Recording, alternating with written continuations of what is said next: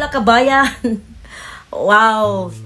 My Ola Kabayan lines will never be the same. But yes, this is one of the highlighted moment that I had with Brother Marlon. And akala ko hanggang sa stage lang yung samahan. Hanggang sa performance lang. I didn't realize that after our events, nagkaroon kami ng chance na magchikahan and so on. And it just so happened, no? Yung connection nyo parang wala. Ang gaan ng pakiramdam. Brother Marlon, thank you for the friendship. Thank you for being you na napakita mo sa amin. And you have inspired me, and I hope I can inspire other people too. Alam niyo po ba na ang kantang ito ay bagay na bagay para sa kanya? Pilipino, kami ay saludo, taas noo, Pinoy ako, ikaw ay idolo, Brother Marlon, ikaw ay idolo. Bro, ikaw ay idolo. Legit. I rarely do video messages. I'm just making this an exception dahil that will show how much I value my friendship with Marlon, no? And it's not easy for me doing this kasi malalo ko lang mamimiss, no? Yung pagiging magkaibigan namin. Napaka-selfless, laging always ready to help. Flag na una yung ibang tao before yun sa kanya. 10 days before he passed away, we even talk sa mga investment, kung ano para sa pamilya niya, kung paano siya makakatulong sa ibang tao pa, no? So it shows na the kind of person Marlon is. So ayun, I will really miss Marlon at napakabuting kaibigan. Wala akong masabi, walang masamang tinapay, always there to help other people. It was very sad na nawala siya, but his legacy will continue, no? Through Pinoy Central and sa mga taong natulungan niya. Ngayon, maraming salamat Marlon for all the help that and support that you have given me over the course as magkaibigan and as magka-partner o katrabaho, no? Maraming salamat and appreciated ko siya. Yung mga memories na pagkwentuhan namin, kung gaano siya kasipag, lalo na kapag tulong sa mga customer. Siguro kasi nagawa mo na ang purpose mo dito sa mundong to. Marami kang taong natulungan, marami ka ring taong parang nagabayan mo para sa lahat, na ituro mo na lahat. Salamat sa mga good memories. Hindi ka namin makakalimutan, Sir Marlon. Lalo na sa kabaitang pinapakita mo. Lalo na sa lahat na naituro mo sa amin. Sir Marlon, we miss you, pero alam namin na masaya ka na dyan sa piling ni Lord. Sir Marlon ay napakabait na tao, masayahin, ma-entertain, ma-assist, humble person, matalent, nasa kanya na lahat. And palagi siyang concerned sa mga tao na nasa paligid niya. A good advisor also. Every time na pupunta ka sa Pinoy Central, kahit ikay malungkot, ikaw ay uuwing masaya. Kasi si Sir Marlon is always a positive person na talagang ini-encourage kang maging maayos. Marlon, bro, parang kailan lang kasama ka pa namin nagbibiroan pag nakikita tayo. Di pa rin kami makapaniwala na na iniwan mo na kami. Ikaw yung taong laging nagpapaalala sa amin na mag-ingat sa aming kalusugan. Mamimiss ka namin ng sobra. Dalangin namin na maging mapayapa ka, nakasama lang ang ating mahal na Panginoon. We will miss you, bro. You are our brother by heart, forever. forever.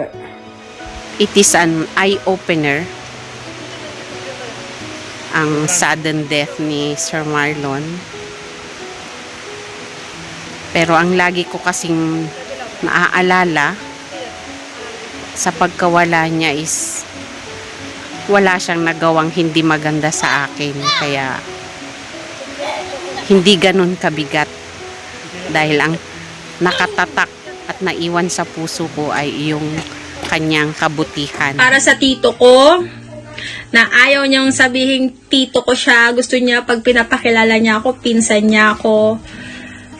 Ang tito kong sobrang bait, sobrang matulungin, sobrang makadiyos, talented, ang galing-galing kumanta na hindi ko namana. Ay, nako kay Marlon, miss na kita.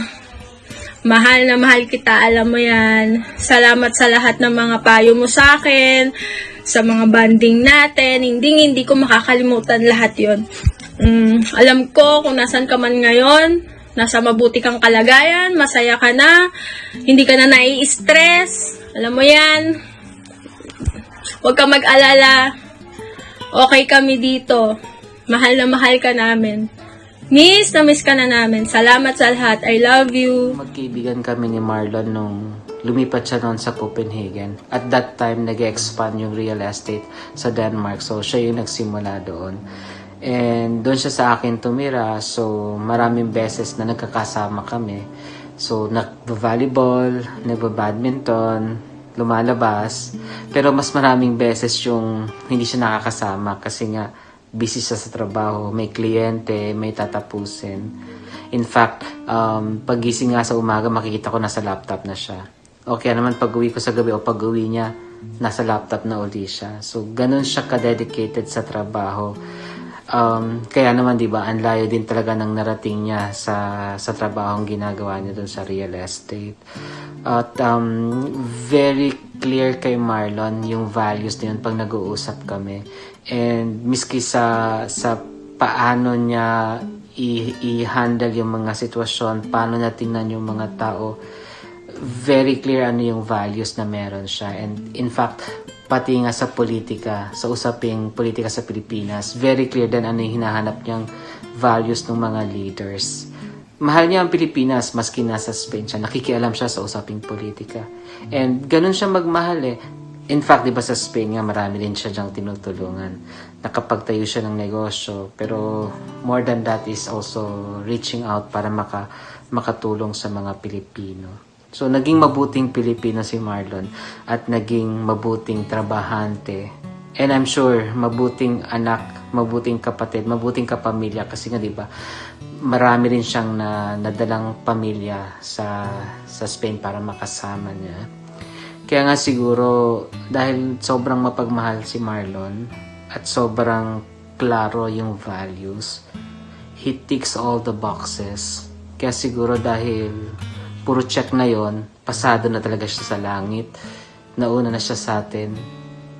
I'm sure mahal siya ng Panginoon dahil mabuting tao si Marlon at dahil mahal na mahal niya rin ng Panginoon. Kaya I'm sure masaya siya sa piling ng Panginoon niya. You were like a little brother to me.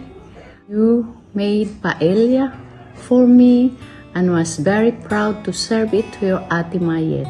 Yummy, yummy. I was planning to surprise you on your 50th birthday and your wedding, but you leave us too soon. But I can only wish you well on the other side. Rest in peace, kapatid. May your memories continue to inspire us. You will never be forgotten. I miss you. Love you, kapatid. Pinipray kita lagi, kuya, na I know nasa Panginoong Yesus ka na. At maraming salamat sa turo mo sa akin noon nung andyan pa ako sa Pinoy Central. Namiss ko yung banding natin, kuya, sa church.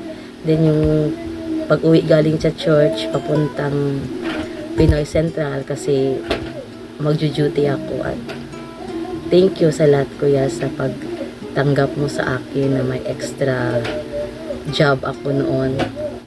Thank you lahat, kuya, sa turo mo sa akin, sa pag-guide mo sa akin.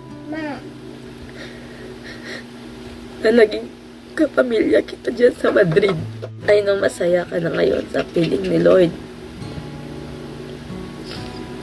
And thank you sa lahat, kuya. Sir, salamat sa lahat ng pagmamahal na iniwan mo sa amin. Alaala, kung alam ko lang na last na pala yung pagkikita natin, sana nag-selfie man din tayo.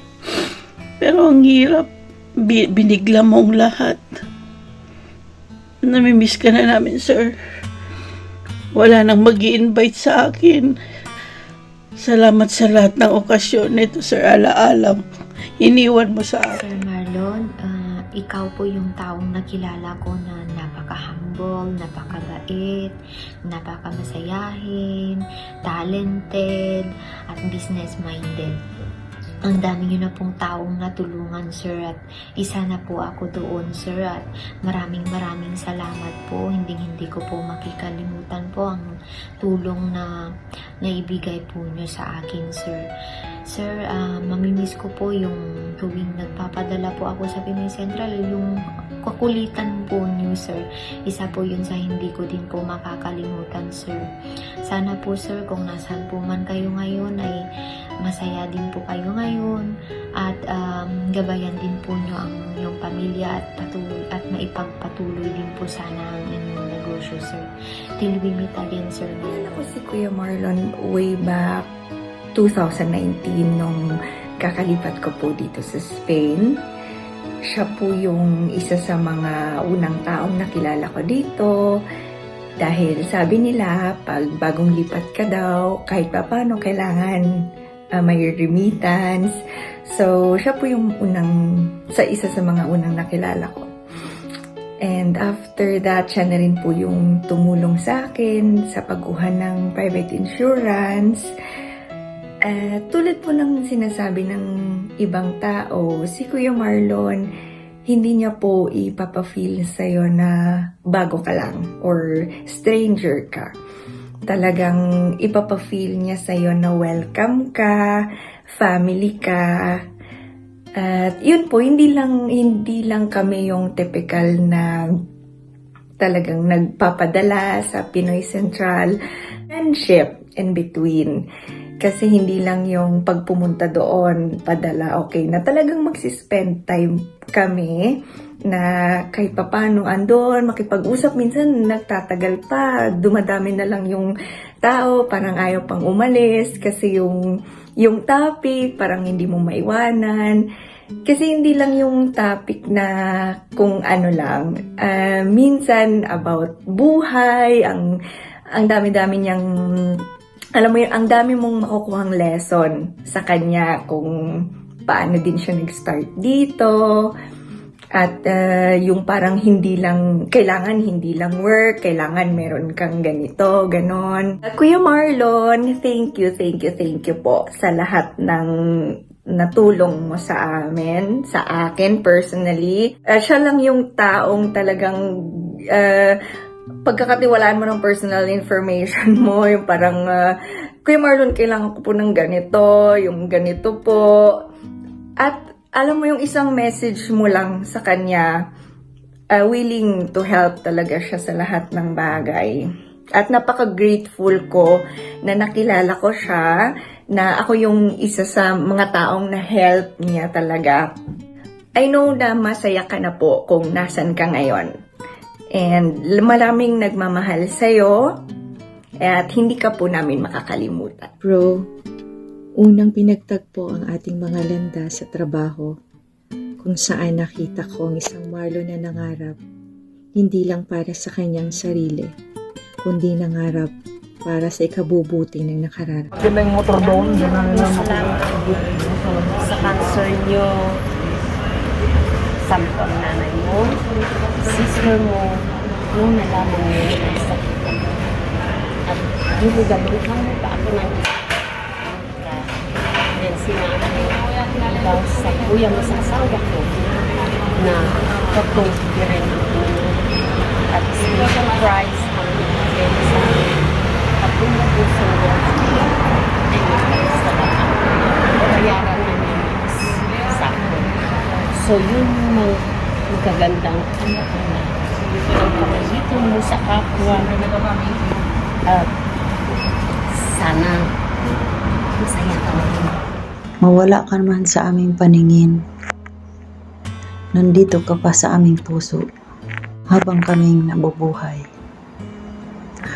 Masabi ko lang, maraming salamat sa mga gabay mo sa amin. You are our angel. We miss you. We love you. Our dear Sir Marlon, we know that you are now at peace with our Almighty Father in Heaven. Maraming salamat sa lahat ng good memories na tayo'y magkakasama-sama. Tawanan, saya at walang humpay na kantsawan. Sa aming mga kaibigan na nagluluksa, alam po natin na si Sir Marlon ay nasa mabuti na po siyang kalagayan. Sa kanyang mga pamilya, nandito lang po kami. Kaming mag-asawa ni Knowledge na kung anong oras man po ay aasahan niyo po kami. We will truly greatly miss you, Sir Marlon. God bless. Maraming salamat po. Yes, Sir Marlon, we really miss you so much, and to Nanay, to Miss Lindsay, and to the whole family, we're all here. We continue to be men and women for others, to help each other, and hopefully, we may lose you physically, Sir Marlon, but we gain an angel in you, and you're such a vibrant soul to guide us all. God bless. God is our strength and shield. God bless us all with His great love. Parang kailan lang, Sir Marlon, Kuya Marlon. 40 days mo na pala ngayon. Maraming salamat sa lahat. Alam mo, ikaw ang ehemplo ng mga OFW at maraming salamat for our friendship, for being a business partner, and also being part of the family. Thank you. Kung nasaan ka man ngayon, we are praying for you, and let's always pray for one another. Noong Agosto ay binala kong tumawag upang makipag-set ng date para magbilang ng mga barya sa iyong opisina. Pero hindi na ako nakatawag. Pang-4 na taon na sana itong pagbibilang natin na ito. Umalis ka na at hindi na babalik.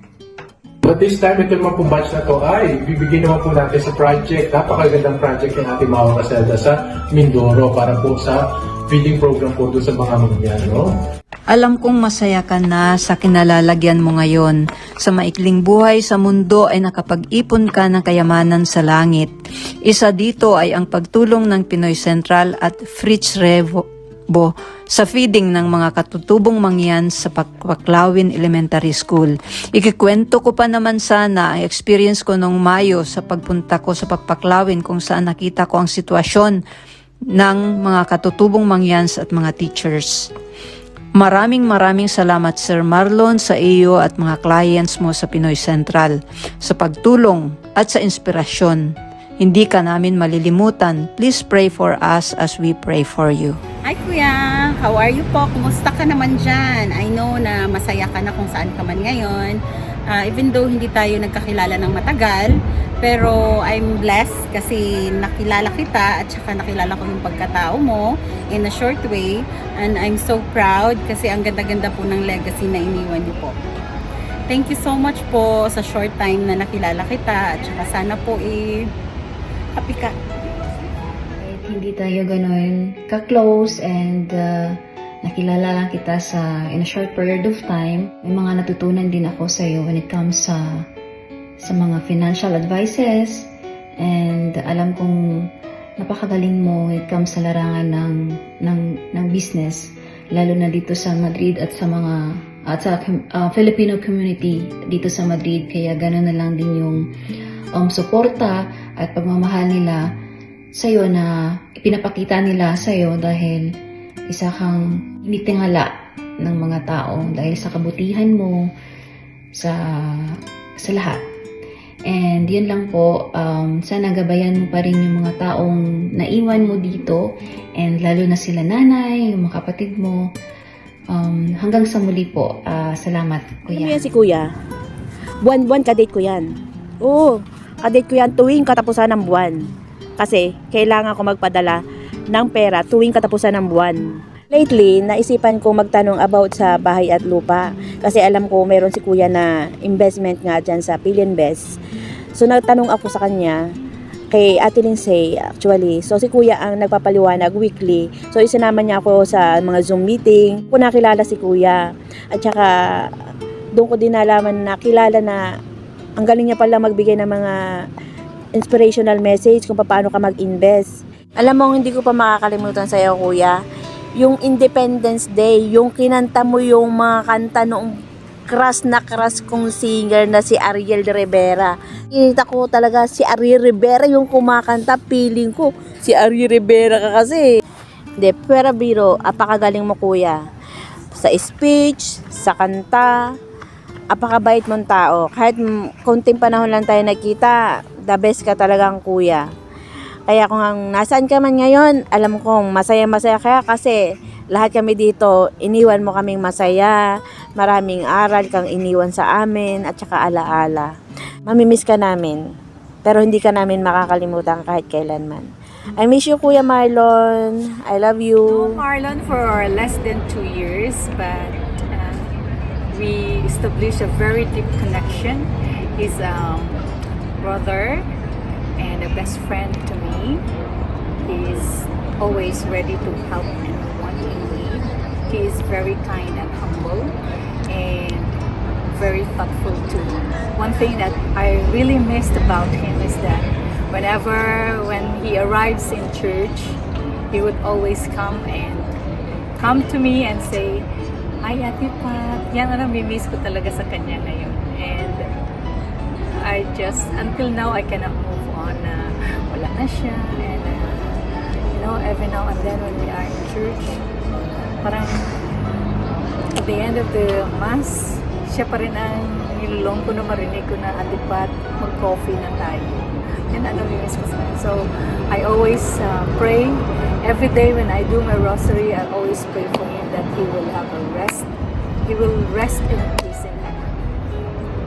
That's all. Marlon, pahinga ka na at alam ko na mahal mo kami dito na naiwan mo, lalo na ang mga pamilya mo, sila nanay, sila Chay, mga kapatid mo. Mamimiss ka namin lalo na pag nagsisimba tayo, kakasama tayo. Talagang isinisit aside mo yung trabaho mo pag nasa labas ka. Namimiss ko din yung mga advice mo para sa aming mga sarili. Kailangan din namin magtabi-tabi para sa aming mga sarili. Tsaka since na nakilala kita, ikaw yung Marlon noon hanggang sa pumanaw ka na, ikaw pa rin yung Marlon na may magandang puso, may mababang kalooban, at it's sa lahat very humble. Kahit nasa taas, mas mataas na yung nararating mo kayo sa amin, pero nililevel mo pa rin yung sarili mo para sa amin, para hindi kami maging alof sa pagsama sa iyo. Yeah. Yun lang masasabi ko. Since 2008 nakilala kita. Ayan nga, sabi ko hanggang ngayon, noon hanggang ngayon, Marlon ka pa rin. Hindi nagbabago yung ugali mo. Hindi ka mapagmataas. Tsaka alam mo yung pinanggalingan mo. So Marlon, rest in peace. And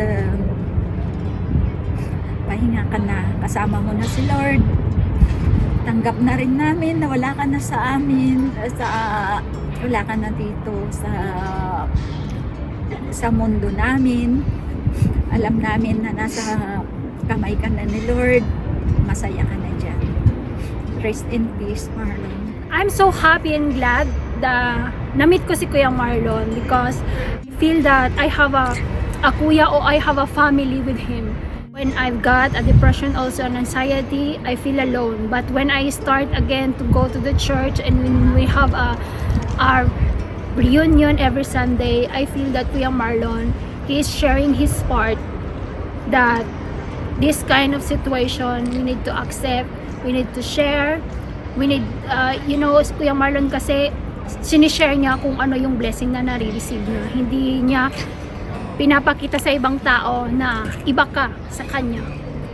He always open his arms to comfort you, lalo na pag hindi mo naiintindihan kung saan ka pupunta. One of the best people that I know here in Madrid. And I miss you very much, Kuya Marlon. And fly high and receive the God's love, Kuya Marlon. You're always in my heart, Kuya Marlon. You know, I'm not your family, but I'm one of your friend, Kuya Marlon. I miss you so much and I love you, Kuya Marlon. Nakilala ko siya through friends tsaka sa church. May konting business din. And si Kuya yung taong napakabait at matulungin. And for sure, kung may superpower lang yan siya, ginamit na niya para matulungan lang lahat. Pero marami pa rin siyang natulungan na tao. Maalalahin na din yan si Kuya. Siya yung tipo, nagpapadala ka, magtira ka rin para sa sarili mo. Isipin mo rin sarili mo, alagaan mo sarili mo. Mga ganun.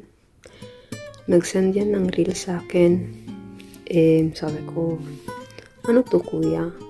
Hindi ko kasi mabuksan kasi wala akong Facebook. Sabi ko gano'n. Sabi, emoji lang yung niya, yung reply niya. Yun pala, alagaan raw ang sarili kasi nag-iisa lang. Who would have thought na magpapaalam na pala siya. So blessed na nakilala ko si Kuya. Tinulungan niya ako in some ways. For sure, hindi lang ako natulungan niya. Maraming tao. Thankful ako ng sobra sa'yo, Kuya, kung saan ka man. So blessed to hear din Kuya's voice pag nasa church yan siya. Pag kumakanta yan, nakaka-touch mga kanta niya. Kung saan ka man, Kuya, mamimiss kita ng sobra. Pag nasa church kami, ikaw ang lagi namin naalala. Hindi ka namin makakalimutan, for sure. Ang kabutihan at pagmamahal niya sa atin ay mananatiling buhay dito sa ating puso at isipan. So let us offer a prayer for his soul and we live in his memory forever. Rest in Paradise, Sir Marlon, Idol. Alam ko, gagabayan ka ng ating Panginoon para makarating ka sa langit. At kung ano man, basta hindi ka namin makakalimutan, you will always remain in our hearts. We will miss you so much. Maraming salamat sa lahat ng mga payo, ng mga naitulong mo. Hindi ko makakalimutan.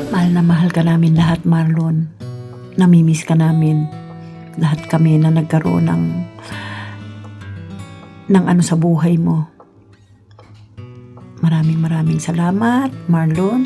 Alam ko pagkatapos ng 40 days, pupunta ka na sa heaven. At alam ko na siya'y good heart. Ikaw yung tao na hindi ka naghahanap ng kapalit. Kasi gusto mo matulungan yung tao na nangangailangan. Mananatili ka sa puso namin. Hindi ka namin makakalimutan. Nakaukit ka na sa amin.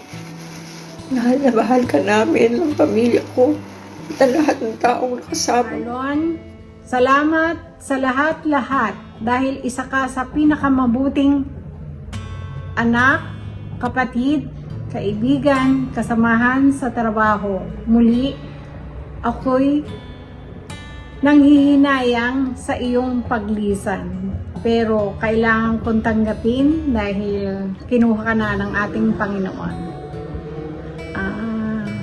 Taos puso po akong nakikiramay sa pamilya Gatdula. God bless po sa ating lahat. Salamat po. Gusto ko sanang mag-share ng konti tungkol kay Marlon. Nakilala ko siya noon pa. Kasama ko siya sa choir sa tahanan doon sa Espino. And of course, kilala din natin siya bilang magaling na businessman, diba? Pero ako personally, ang pagkakilala ko kay Marlon, especially itong mga nakaraang taon, kung gaano siya tumutulong sa kapwa niya. Talaga siyang isang servant leader. Sa ALSE kasi nakilala ko talaga siya ng lubusan dahil lagi kami magkasama. Lagi siyang all out para sa ibang tao. Lon, kung nasaan ka man naroon ngayon at alam kong nasa itaas ka with the Lord, maraming salamat sa tulong mo at sa pagmamahal mo sa kapwa mo. Isa kang tunay na servant leader. Dearest Marlon, thank you so much for having been such a dear friend to me, and thank you for having returned on that last Sunday to give me the hug that I will remember for the rest of my life. We'll miss you so much. Rest in peace. I had the great fortune to meet Marlon. A few months ago, I was near him when he was singing. And after the Mass, I approached him and told him, you know, I just love your voice so much. And he said, oh, that's not so important. What is important is to sing from the heart. And for me, he was like someone that has like a connection with the Holy Spirit, like a Wi-Fi, and he could extend and intensify the signal for us to be in contact with the Lord. I will always remember you, and it has been a great pleasure also to meet his family and all the Filipino community. Thank you very much. Okay, Marlon, you know that we just finished the Mass for you, and you made us all cry, and you know how much we missed you and how much we loved you, and especially we're gonna miss your great smile and your sense of humor and the way you sang so beautifully. What am I gonna do? You were my favorite voice in the whole choir. So I never told you that. I wish I could have, but now you know today. But you believed in God, you believed in Jesus, you believed in the resurrection, and that means that one day we will see each other again. So until that day, I pray for your happiness, your eternal rest and peace, and ask you to watch over us and pray for us. A big hug, Marlon. We love you, and until we meet again, God keep blessing you and your family. Amen.